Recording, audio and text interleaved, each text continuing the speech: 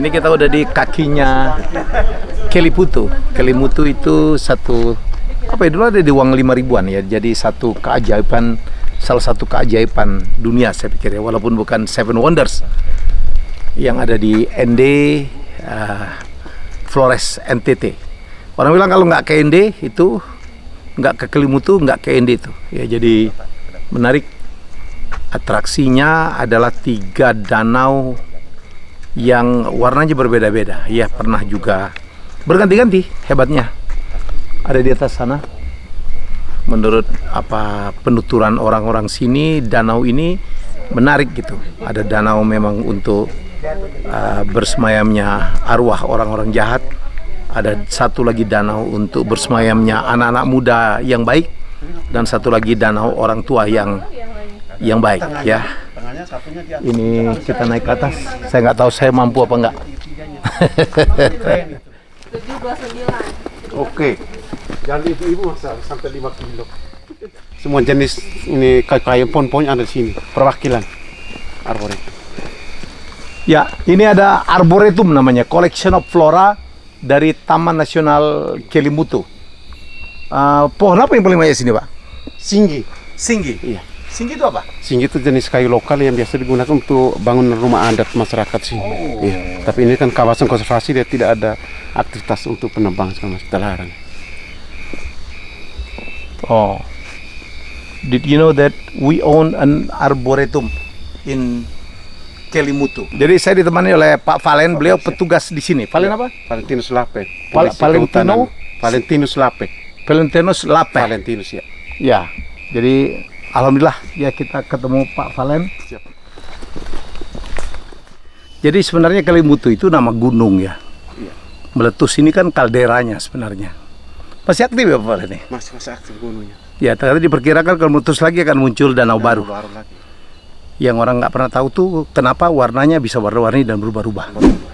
Kita masih dalam perjalanan menuju melihat keindahan danau 3 warna Kelimutu.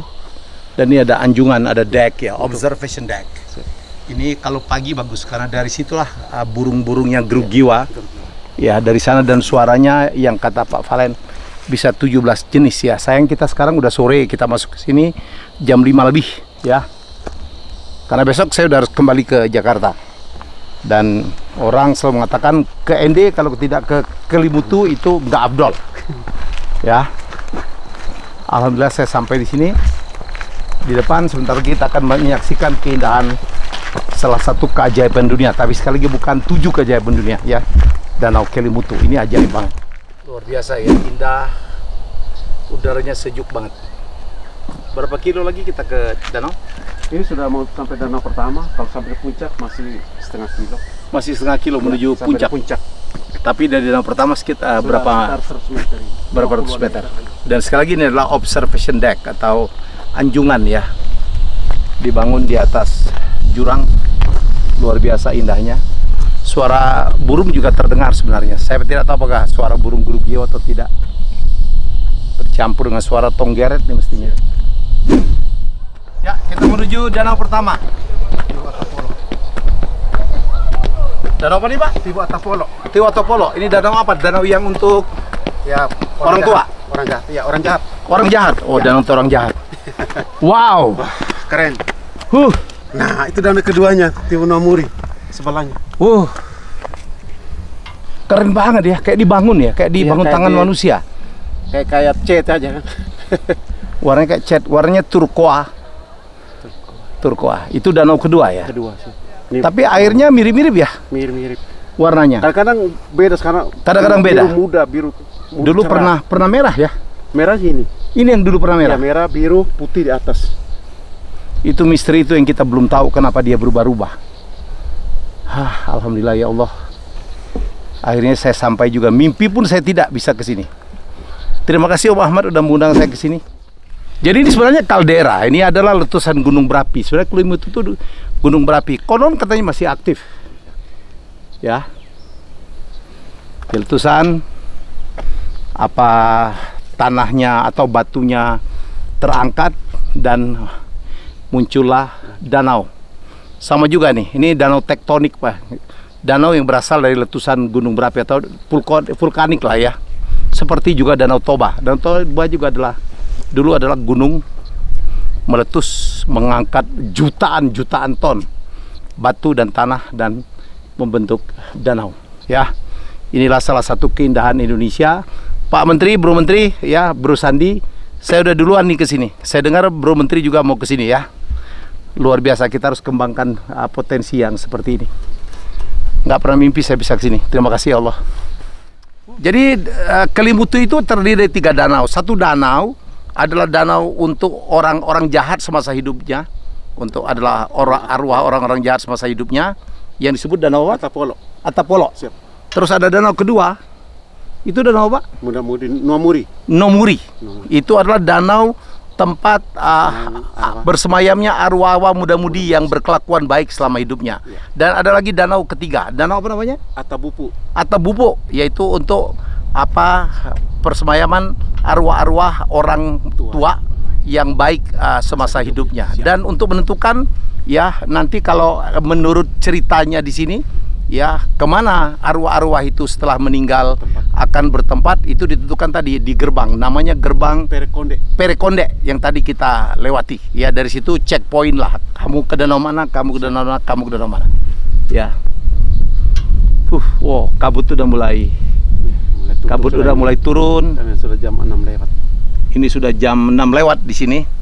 Kita beruntung masih bisa melihat ya. Kalau tidak dia akan tertutup kabut. Danau ketiga jauh ya Pak? Jauh, Puncak ya. Iya, Nggak mungkin ya kita tertutup kabut nggak bisa. Tertutup kabut nggak bisa. Sayang sekali kita tidak bisa melihat danau ketiga. Iya. Tapi alhamdulillah kita udah puas banget, udah bisa melihat danau pertama dan danau kedua. Ini ada Pak Bupati. Ini Bupati, salah satu Bupati terbaik Indonesia, Kang Dodi. Ini sekdanya. Terbaik juga nih. Ya, sekda paling bokis. Tapi keren. Ada yang mau disampaikan Pak Bupati? Ya, alhamdulillah saya bersyukur, berbahagia. Nambah di catatan harian saya bisa nyampe ke Kelimutu, apalagi didampingi mengejar saya, Mas Helmi ke atas. Masa Mas Helmi nyampe sih agak nyampe. Anda saya termotivasi untuk nyampe walaupun jam 6 sore. Jarang loh kesini jam 6 sore. Mesti udah ditutup di kita. Ada perbedaan. Tadi saya sendiri, mereka nyusul di belakang. Tadi kita enak betul. Toto dengar bahasa Sunda kayak di Tangkuban Perahu. Mantap pokoknya. Satu langkah kecil membuktikan bahwa yang tidak mungkin bisa jadi mungkin. Karena tadi sore tidak mungkin kita kesini. Ternyata bisa juga. Hidup sumedang. Iya, hidup sumedang. Ya alhamdulillah, kalau bukan karena izin Allah rasanya saya nggak mungkin. Mimpi pun saya tidak pernah berani ya untuk datang kemari Danau Kelimutu di sebuah daerah yang cukup jauh dari Jakarta. No direct flight ya. Saya tadi harus ke Kupang dulu baru ke Ende. Ya, Ende, dan saya sekarang ada di Kelimutu. Susah sekali mencapai sini. Ada ratusan anak tangga yang kita juga harus naikin. Ya, dan tapi saya karena nekat gitu, walaupun berapa kali stop ya akhirnya saya sampai juga ke Danau Kelimutu hampir jam 6 ya, dan akhirnya saya bisa juga menyaksikan salah satu perbincangan dunia. Saya tidak menyebutnya keanehan dunia lah ya, tapi bukan keajaiban dunia. Ini kalau keajaiban kan kita ada 7 wonders ya, tapi ini betul-betul ajaib. Ada kawah 3 kaldera hasil letusan dari Gunung Kelimutu yang akhirnya bentuk 3 kawah yang warnanya berbeda-beda. Tadi waktu saya memberikan ceramah di Kabupaten Ende, saya mengatakan barangkali itulah perlambang dari pluralnya masyarakat Ende. Ya, 3 danau tadi warnanya berbeda-beda, tapi kalau dilihat dari atas gitu, itulah adalah keindahan. Bayangkan danaunya bersebelah-sebelahan saja, dan ini isi warnanya berbeda-beda. Itulah juga barangkali yang mendasari Bung Karno menemukan 5 butir-butir yang menjadi dasar Pancasila, yang akhirnya menjadi sesuatu dasar negara, way of life bangsa Indonesia yang terdiri 17.000 pulau lebih, ratusan suku, ratusan bahasa, dan bisa dipersatukan karena butir-butir Pancasila. Dan pemikiran itu ditemukan oleh proklamator kita Bung Karno pada saat diasingkan dari tahun 1934 sampai tahun 1938 di ND yang dalam video sebelumnya kita lihat ya. Masya Allah, jadi begitu hebatnya perjalanan saya ke ND, dapat keindahan ya, kemudian dapat sejarah ya. Sekali lagi terima kasih Allah, saya diberikan kesempatan datang ke ND di mana Pancasila pertama kali ditemukan atau dikonsep oleh pendiri bangsa Indonesia, Insinyur Soekarno.